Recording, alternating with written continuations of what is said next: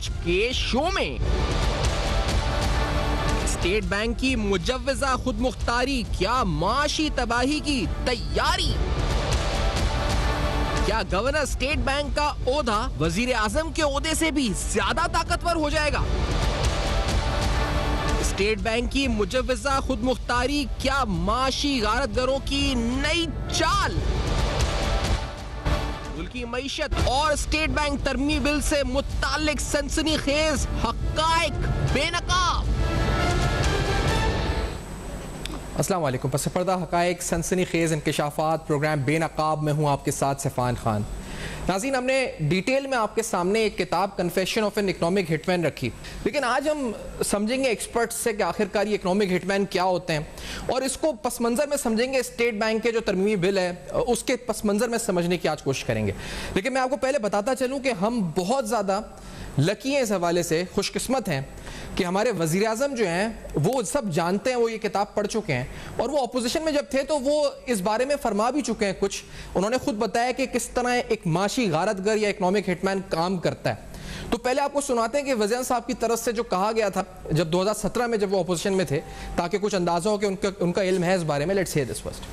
बड़ी ज़बरदस्त किताब निकली थी, confessions of an economic hitman. वो बताया गया था कि कैसे कौमों को गुलाम बनाया जाता है। पहले उनको मकरूज किया जाता है और पता होता है कि वो कौम कर्जे वापस नहीं कर सकती, उसके बावजूद कर्जे दिए जाते हैं, फिर उनको गुलाम बनाया जाता है। फौज भेजने की जरूरत नहीं पड़ती,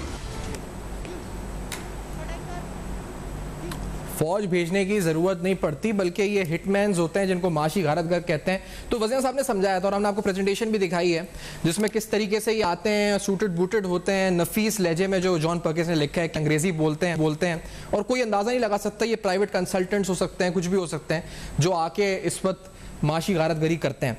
कुछ दिन कबल एक प्रेस कॉन्फ्रेंस हुई और नून लीग के जो उस पर तर्जुमान है मोहम्मद जुबैर साहब, उन्होंने कुछ अहम एतराज़ात उठाए स्टेट एक्ट के हवाले से और उन्होंने उन एतराज़ात के अंदर एक बात किया। मुझे नहीं पता ये बात उन्होंने मजाकन की है, सीरियसली की है, क्या की है, हम इसको समझेंगे भी।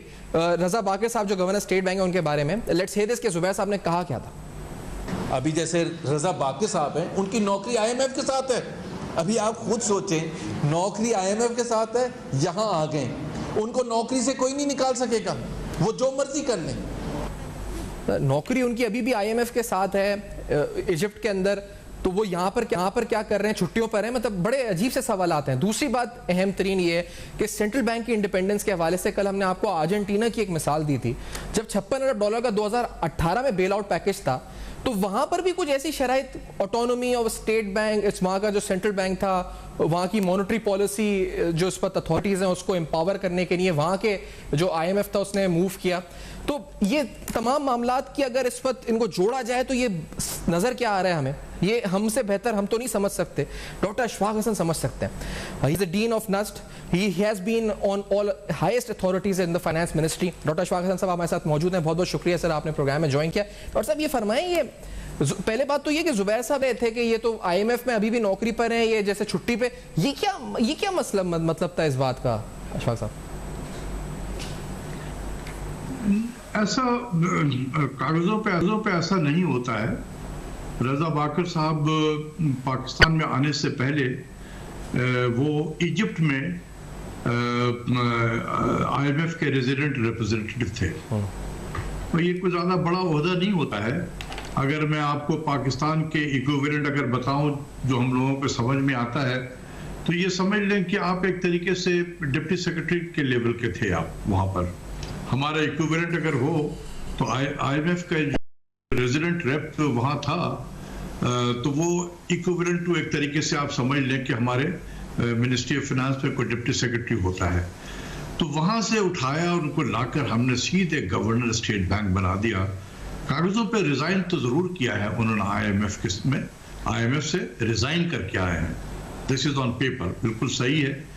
लेकिन होता यह है कि IMF एक ऐसा अदारा है तो उससे बड़ी खुशी होती है कि जब उनका अपना बंदा किसी मुल्क में जाए और बड़े अहम जगह पे आके बैठे, यानी कि सेंट्रल बैंक का गवर्नर बन जाए या वो मिनिस्टर ऑफ फाइनेंस बन जाए, तो उन्हें बड़ी खुशी होती है। खुशी होती है? और वो बिल्कुल हाँ, रेजिग्नेशन तो हो जाता है उनका, लेकिन उनका जो HR डिपार्टमेंट है वो फिर मॉनिटर करता है। अच्छा, इनके ये जो गए हैं ये हमारे लाइन पे वहां काम कर रहे हैं या ये नेशनलिस्ट हो गए हैं, ये लफ्ज इस्तेमाल किया जाता है, यानी कि ये पाकिस्तानी बन गया है या कहीं भी और किसी मुल्क में गया हो उनका आदमी, तो अब उस मुल्क की तरह से सोचने लगा हो, इसकी सोच में पाकिस्तानियत आ गई हो, तो वो बड़ा नेगेटिव होता है।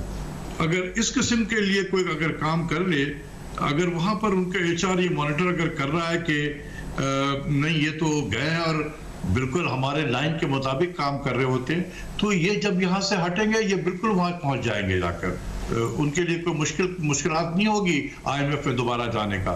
लेकिन अगर वो बड़ा रेयर होता है कि कोई आए और आके बिल्कुल उसके अंदर पाकिस्तानियत आ जाए, तो फिर वो उनके लिए एक बेकार शख्स हो जाता है, फिर उसे नहीं वो बनाएंगे।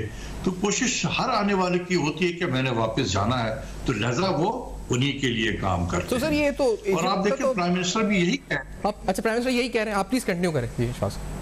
नहीं, प्राइम मिनिस्टर ने जो भी आपने confession of an economic hitman के जो प्राइम मिनिस्टर बता रहे थे जी, मुझे बड़ी खुशी है कि उनको ये पता है, उन्होंने किताब पढ़ी हुई है, लेकिन यह कि पढ़ने के बावजूद भी अगर उन्हें समझ में नहीं आ रहा कि हो क्या रहा है मेरे आगे पीछे, तो ये मेरे लिए हैरानकुन है। ये आदमी अनजाने में तो जरूर इस किस्म के कर सकता है, लेकिन जिसको ये पता हो, जिसने किताब पढ़ी हो, मेरे ख्याल में असद उमर साहब ने भी किसी अपने इंटरव्यू में इसी किस्म के ख्यालात का इजहार किया था और इसी किताब का भी हवाला दिया था। लेकिन अगर हम जानते बूझते भी अगर हम वही काम कर रहे हैं, तो ये इसमें बड़ी हैरानी होती है मुझे। अच्छा, ये जो इजिप्ट पे थे, तो फिर सर इजिप्ट का अच्छा हाल तो नहीं हुआ मईशत का, तो यहाँ पर भी मतलब कोई मतलब, तो ये जो वहाँ तो कोई अच्छा नहीं हुआ इस वक्त, जो मैंने नंबर्स देखे हैं, तो GDP ये वो आप मुझसे ज्यादा नहीं लगता, तो वहाँ तो कुछ अच्छा नहीं हुआ। सही कह रहे, बिल्कुल सही कह रहे। देखें, हमारे जहन में एक चीज होनी चाहिए एज ए पाकिस्तानी जी, IMF जहां भी जाएगा, जो भी IMF के प्रोग्राम में जो मुल्क गया, वो मुल्क जख्मों से चूर रहेगा, तो फिर खैर की कोई खबर नहीं आएगी। और जिसने IMF का प्रोग्राम इंप्लीमेंट किया, उस मुल्क में 3-4 चीजें आप देखेंगे होंगी। उस मुल्क में इकोनॉमिक ग्रोथ स्लो डाउन हो जाएगा, इकोनॉमिक ग्रोथ स्लो डाउन हो जाएगा, जॉब क्रिएशन स्लो डाउन हो जाएगी, तो मुल्क में बेरोजगारी बढ़ेगी। जब बेरोजगारी बढ़ेगी, गुर्बत बढ़ेगी और वो मुल्क कर्जों के दलदल तले दबता चला जाएगा। और एक मरतबा कर्जों के दलदल में फंस गया, जिसका प्राइम मिनिस्टर जिसकी तरफ इशारा कर रहे थे, तो वो फिर कभी IMF से निकल नहीं सकता है। पाकिस्तान ये 22वीं मरतबा IMF में गया, 22nd टाइम, क्योंकि जब आप चले न जाएं तो निकल नहीं सकते हैं। ये जब मैं मिनिस्ट्री में था और उस वक्त की जो हुकूमत थी जी, वो शायद वाहिद हुकूमत है पाकिस्तान की जिसने पाकिस्तान को वक्त से पहले IMF से निकाल लिया। और मैं समझता हूं कि वो जो ताकत जो मैटर करते हैं, उनके नजदीक ये जुर्म था। सही, ये एक जुर्म था कि आपने अपने मुल्क को IMF से निकाल लिया। This was considered as a crime. अच्छा डॉक्टर साहब, ये बताएं, क्योंकि आपने जब अपना जिक्र किया ही है, तो मैं एक चीज, क्योंकि अब मैं आने लगा था उससे आपसे समझने के लिए कि आखिरकार ये स्टेट बैंक का जो एक्ट है ये क्या है और क्यों है। आपके साथ भी मतलब जब आप थे तो क्या कोशिश हुई थी ये तमाम अमेंडमेंट्स करने की, ये मुजव्वज़ा खुद मुख्तारी की आपके अप्रोच हुए थे? आपको आपका क्या था, मतलब ऐसा हो चुका है पहले क्वेश्चन क्या? हर IMF के प्रोग्राम में ये उसका इंटीग्रल पार्ट होता है। अच्छा, स्टेट बैंक की ऑटोनॉमी, स्टेट बैंक की ऑटोनॉमी। तो जब मैं था, बिल्कुल उस जमाने में भी हम IMF के प्रोग्राम में गए थे, तो बिल्कुल आया करते थे स्टेट बैंक की ऑटोनॉमी, और मैं उनसे कुछ सवालात करता था। देखिए, जहां से IMF के स्टाफ पढ़कर आए होते हैं ना, हम उनसे बेहतर से स्कूल यूनिवर्सिटी में पढ़ा है, हमने उनसे ज्यादा बेहतर टीचरों से हमने पढ़ा है और उनसे ज्यादा पेपर भी लिखा है। और वो तो बाहर से बैठ के एडवाइस देते हैं, हमने अंदर बैठ के मईशत को चलाया है, तो वो हमसे ज्यादा काबिल नहीं हो सकते हैं। ठीक है, तो मैं उनसे फिर काउंटर सवाल करता था कि ये बताओ कि किस किस्म की ऑटोनॉमी चाहिए तुम्हें, तुम क्या चाहते हो कि पाकिस्तान का सेंट्रल बैंक कितना ऑटोनॉमस हो। मैं कहता था कि पाकिस्तान का सेंट्रल बैंक इतना ही ऑटोनॉमस है जितना बैंक नगारा मलेशिया है, जितना रिजर्व बैंक इंडिया है, जितना बैंक, बल्कि बैंक ऑफ थाईलैंड से हम ज्यादा इंडिपेंडेंट हैं, ब्राजील अर्जेंटीना के सेंट्रल बैंक से हम कहीं ज्यादा आजाद हैं। तो हम एक तरक्की पजीर मुल्क है।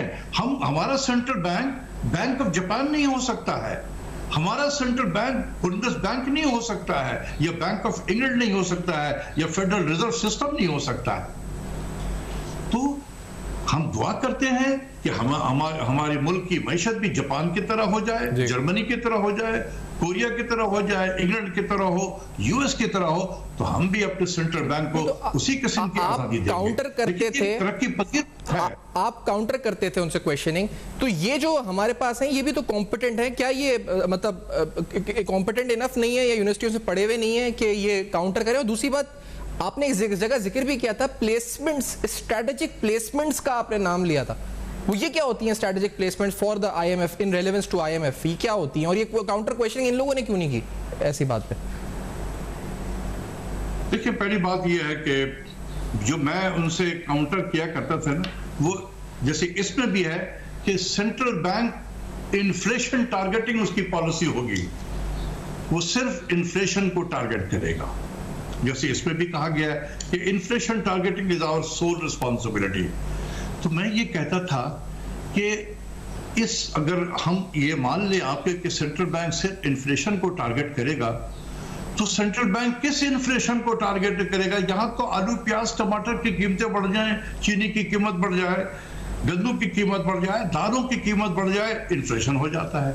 तो क्या आप किस चीज को टारगेट करेंगे? क्रॉप फेयर हो गया और कीमतें बढ़ गई, तो आप क्या क्रॉप फेयर को टारगेट करेंगे? या आपके पास एक ही इंस्ट्रूमेंट होता है जो इंटरेस्ट रेट है, तो क्या इंटरेस्ट रेट को बढ़ाकर आप आलू, प्याज, टमाटर, चीनी, दाल की कीमत कम कर देंगे? जी। तो कितना आसान काम है। अगर ये होता, आजकल प्राइम मिनिस्टर बहुत परेशान है चीनी की कीमतों के हवाले से या गन्नों की कीमतों के हवाले से, बहुत ज्यादा परेशान है। सेंट्रल बैंक से कहे कि यार उस रेट पे इंटरेस्ट रेट को लेकर जाओ ताकि मेरे आलू, प्याज, टमाटर की कीमत कम हो जाए। अगर कर दे गवर्नर आलू, प्याज की कीमत कम, इंटरेस्ट रेट को 25% पे लेके जाके डिस्काउंट रेट को, तो फिर मैं मान लूंगा कि भाई जबरदस्त इन्फ्लेशन टारगेटिंग है।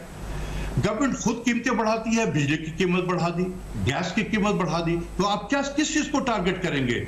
जब बिजली की कीमत बढ़ेगी, गैस की कीमत बढ़ेगी, उसका इन्फ्लेशनरी इंपैक्ट होगा, तो किसको आप कंट्रोल करेंगे? आप फिर हमारी जुबान नहीं थकती ये कहते हुए कि इस मुल्क में चीनी का माफिया है, आटा माफिया है, फला माफिया है। तो क्या आप किस चीज को टारगेट करेंगे? माफिया को टारगेट करेंगे स्टेट बैंक में बैठकर जो कीमतें बढ़ा रहा है? या इंटरनेशनल प्राइसेस बढ़ जाए ऑयल की, तो आप क्या उनके हाथ को रोक लेंगे जाके? सऊदी अरब या ओपेक प्लस जो ममालिक हैं उनके हाथ रोक लेंगे इंटरेस्ट रेट को बढ़ाकर? कहने का मतलब है कि ये पॉलिसीज हमारे यहाँ इम्प्लीमेंटेबल नहीं है, ये हमारे लिए ये मेडिसिन बना ही नहीं है।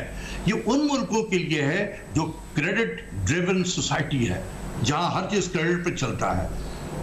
वो एक्सेसिव डिमांड क्रिएट करते हैं। अगर इन्फ्लेशन कम हो, इंटरेस्ट रेट कम हो जाए तो लोगों को क्रेडिट बहुत आसानी से मिलती है, खर्च ज्यादा करेंगे। ये तो सर आपका काउंटरिंग आर्ग्यूमेंट था, लेकिन फिर ये मैंने जो सवाल पूछा कि ये लोग ऐसे सवाल क्यों नहीं करते, काउंटर क्वेश्चनिंग। और ये क्या प्लेसमेंट, स्ट्रेटेजिक प्लेसमेंट, ये क्या होती है जो आपने जिक्र किया था जगह, ये क्या होती है स्ट्रेटेजिक प्लेसमेंट जो आपने कहा था होती है?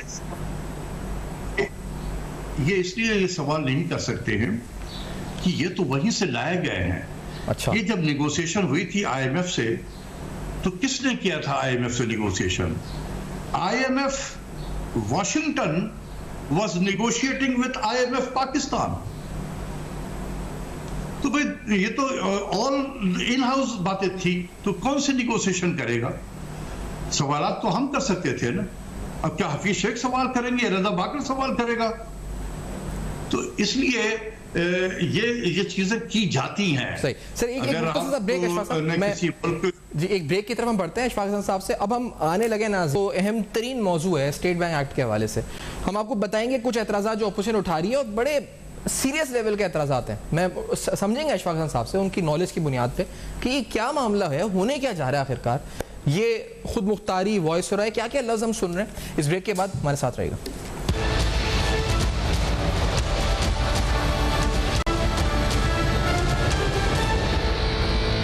वेलकम बैक, आप देख रहे हैं बेनकाब, और आज बेनकाब में तो हम अहम तरीन सवालात हम आपके सामने उठा रहे हैं। हमने 2 प्रोग्राम किए हैं उस किताब के ऊपर, कन्फेशन ऑफ इकोनॉमिक हिटमैन। उसमें भी हम सिर्फ फैक्ट्स आपको बताते रहे किस मुल्क में क्या हुआ, किताब में क्या लिखा हुआ है। अब पाकिस्तान में क्या हो रहा है, हम इस मौजू पर आ चुके हैं, और इस मौजू पर आते हुए state bank act is the most prominent thing जो रिसेंटली सामने आई है, जिस पर बहुत बहस हो रही है, बहुत चर्चा हो रहा है। इकोनॉमिक हिटमैन का लफ्ज़ भी दोबारा हमारे इस्तिलाह इसी वजह से सामने आई है। अब जुबैर साहब जो नून लीग के तर्जुमान है, उन्होंने एक बड़ी अहम बात की है। मैं उस बात को सुनकर मुझे समझ में नहीं आया, क्योंकि उसमें सी के खुफिया राज इंफॉर्मेशन हम दे सकेंगे जो उन्होंने बोला। लेट्स हियर दिस, सुनते हैं पहले, फिर उसके बाद आपको बताते हैं कि अगर ये क्या होने क्या जा रहा है। आखिरकार जरा सुने। इस कानून के तहत स्टेट बैंक ऑफ पाकिस्तान मईशत के हवाले से जितनी भी इंफॉर्मेशन है, चाहे वो सीक्रेट है, कॉन्फिडेंशियल है, वो मजाज होगा IMF, वर्ल्ड बैंक और दूसरे इंस्टीट्यूशंस को देने के लिए। जो इंफॉर्मेशन भी मांगेंगे, कोई ऐसी इंफॉर्मेशन नहीं है जो वो कह सकेंगे कि जी हम आपको नहीं दे सकते क्योंकि ये पाकिस्तान का स्टेट सीक्रेट है, ये कॉन्फिडेंशियल इंफॉर्मेशन है, ये इंफॉर्मेशन हम हुकूमत पाकिस्तान में भी सबके साथ नहीं शेयर कर सकते। कई ऐसी इंफॉर्मेशन होती है जो काबीना के सामने भी नहीं आती, वो सिर्फ चंद लोग जिस तरह वजीर खजाना है, वजीर आजम है और 2-4 और लोग होते हैं जिनके साथ आप शेयर कर सकते हैं। अब यहाँ ये कह रहे हैं कोई भी इंफॉर्मेशन मांगेंगे, जब भी मांगेंगे, मजाज होगा state bank of Pakistan IMF को भी, वर्ल्ड बैंक को भी, सिर्फ इन 2 इंस्टीट्यूशन को नहीं, साथ में ये भी है और similar institution. Doctor Ishfaq Hasan साहब, क्या मतलब हम स्टेट सीक्रेट्स, राज ये दे देंगे IMF को? क्या क्या हो रहा है इस कानून में इशफाक हसन साहब? देखिए, इसमें एक है गालिबन आर्टिकल 46B है जिसको तब्दील किया जा रहा है, और उसमें यह है कि स्टेट बैंक मजाज होगा किसी भी अदारे से, चाहे वो मुल्की हो चाहे वो गैर मुल्की हो, कोई MOU साइन करे, और उस MOU के साइन करने के तहत में वो चाहे जिस किस्म का भी इंफॉर्मेशन हो, चाहे वो सीक्रेट हो चाहे वो नॉन सीक्रेट हो, वो देने का मजाज होगा उनको। तो वो भी इसमें शामिल किया जा रहा है, और जिसके जुबैर साहब जिसके तरफ सर हम एक न्यूक्लियर एसेट्स हैं हमारे, तो आपको नहीं लगता ये तो बड़ी अजीब सी, मतलब ये क्या है, ये शर्त है?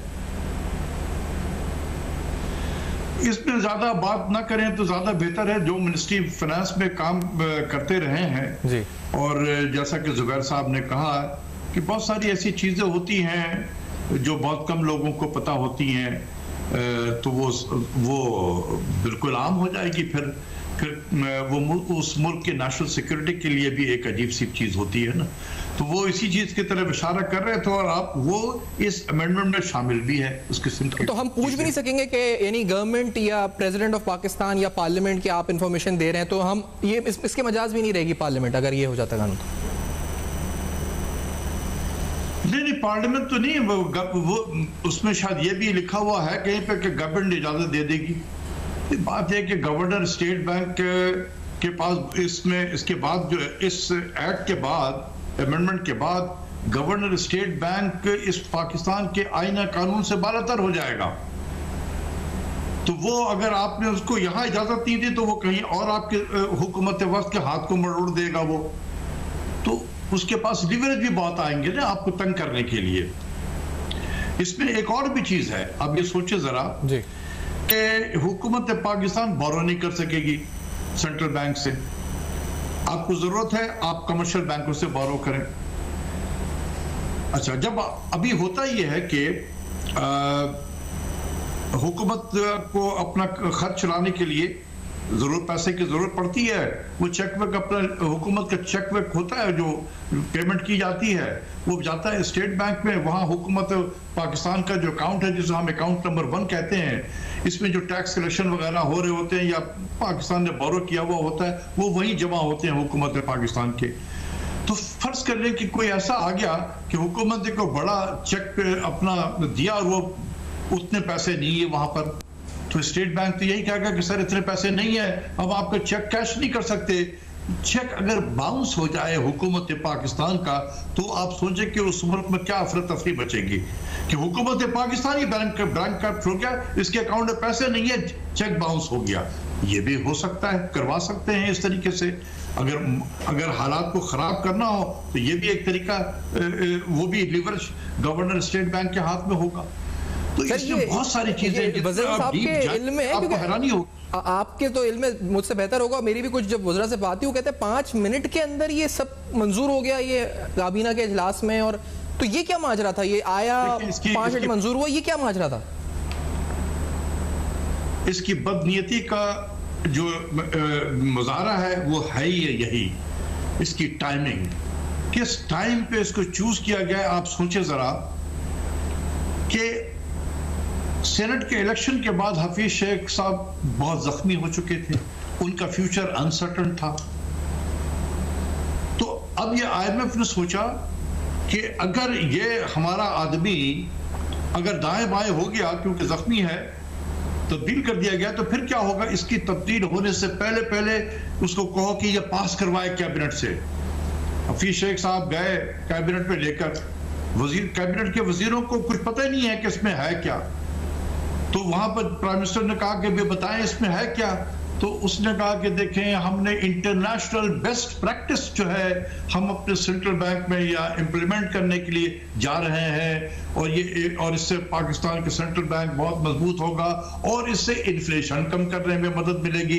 बार बार किस पे जोर होता था? इन्फ्लेशन को कम करने में, क्योंकि उनके पता था हफीज शेख साहब को, गवर्नर को, कि ये कमजोरी है प्राइम मिनिस्टर की, इसी को एक्सप्लॉइट करो कि इन्फ्लेशन को कंट्रोल करने में बहुत मददगार होगी। तो प्राइम मिनिस्टर ने, और फिर ये कि आईएमएफ की कंडीशन है, अगर हमने नहीं किया तो ये 500 बिलियन के जो ट्रांच है ये नहीं मिलेंगे, तो इसको कर दिया जाए। अब किसी को वहां पर ये 5 से 7 मिनट की सिर्फ हफीज शेख साहब ने बात की है और किसी ने नहीं। उसके बाद ये अप्रूव हो गया। जब अप्रूव होने के बाद जब मीडिया के जरिए से हाहाकार मचा, आप जैसे लोगों ने ये जब इस पे प्रोग्राम करना शुरू किए, पूरा पाकिस्तान का मीडिया, अखबार में लिखे जा रहे हैं मीडिया पे, फिर प्राइम मिनिस्टर ने कहा कि भाई हुआ क्या है ये इसमें तो ये बहुत सारी बातें हो रही हैं। तो ये जो उनको हटाने का जो वजह बनी है ना, unceremonial exit of Hafeez Sheikh, वो यही बनी है। He misguided the prime minister, he misguided the cabinet, किसके अंदर है क्या। और प्राइम मिनिस्टर को हम बार बार बताते रहे हैं, आपके भी प्रोग्राम में बताया और भी बहुत सारे, कि सर ये आपको मिसगाइड करते हैं ये दोनों। मैं यहां तक कहता था कि सर आपके पास तो 2 ही कान है, एक कान से गवर्नर बोलता है, आपके कान में डालता है, दूसरे कान से हफीज शेख साहब बोलते हैं, तीसरा तो कोई कान ही नहीं है कि हमारी बात आप तक पहुंचे। ये मैं मुसलसल बोलता रहा हूं। अब आखिर में आपके प्राइम मिनिस्टर को जब पुलों के नीचे से पानी ज्यादा बह गया, उस वक्त प्राइम मिनिस्टर को ख्याल आया कि this man was misguiding me, और उसको अनसेरेमोनियस तरीके से उसको हटाया गया। देखिए, Hafeez Sheikh is not only 1%, इसके गवर्नर भी है इसके साथ में, governor must also go. Important, और ये सारी बातें बड़ी सनसनीखेज हैं जो अशफाक साहब कर रहे हैं। एक छोटा सा ब्रेक नाज़रीन ले लेते हैं वक्फा, और इसके बाद अहम पहलू एक और भी है, वो नैब और FIA से मुतल्लिक है। एहतसाब, सियासतदान हो, आपके कोई भी सेगमेंट हो, वो नहीं बचा एहतसाब से। इस एक्ट में एहतसाब के हवाले से क्या लिखा है, अशफाक साहब का तजिया इस पर लेंगे, क्या है, क्या सुना जा रहा है, ये जानेंगे इस ब्रेक के बाद हमारे साथ।